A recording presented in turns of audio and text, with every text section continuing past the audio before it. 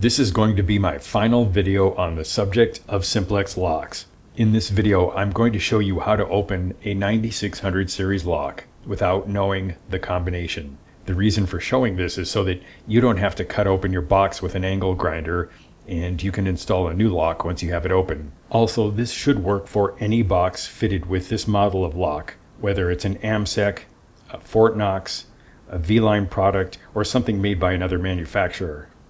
This is a lock I've disassembled partly. The first thing I want to show you is the shaft extending from the combination chamber. If you look closely, you will see it has a couple of channels running the length of it, one on each side. Now look at this piece that has the slide that hooks onto the bolt.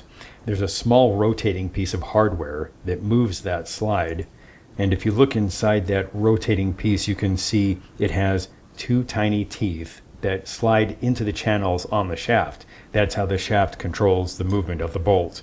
Now I have a separate shaft here I want to insert so you can see how much the teeth actually engage the channels in the shaft. It's not by much. The teeth only extend 1 millimeter into each channel. So now I'll put these three pieces back together in the order they're normally assembled. You can see that the escutcheon does not obstruct those channels. So if I start with a functioning, undamaged lock that has a knob on it, once I pry the knob off, I can insert a 1/16 drill bit down one channel and drill out one of the teeth. Then I can do the same thing on the other side. And once that's done, I can poke in there with something like a small screwdriver to rotate the hardware and draw the slide back.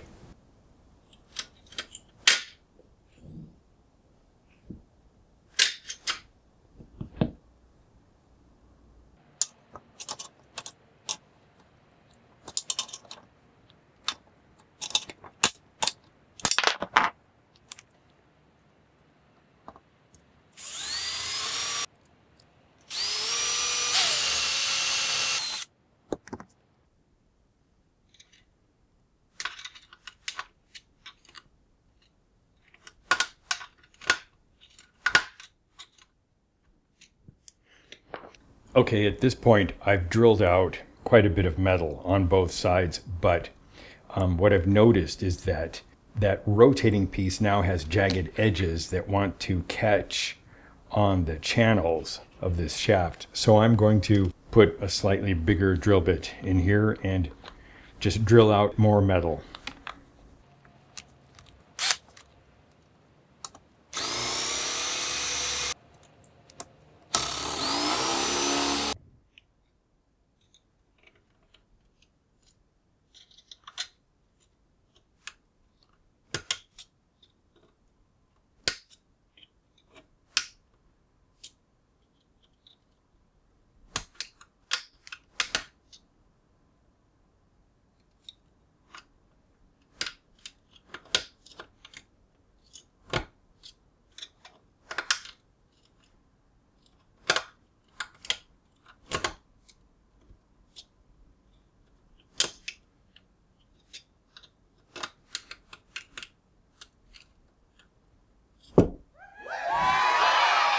And there it is, open. So I hope this will help somebody out there if you happen to own an older pistol box with this lock on it. You can remove the lock and then replace it. And I hope this information will help the rest of you who are trying to decide whether or not this type of pistol box with this lock on it is appropriate for your security needs.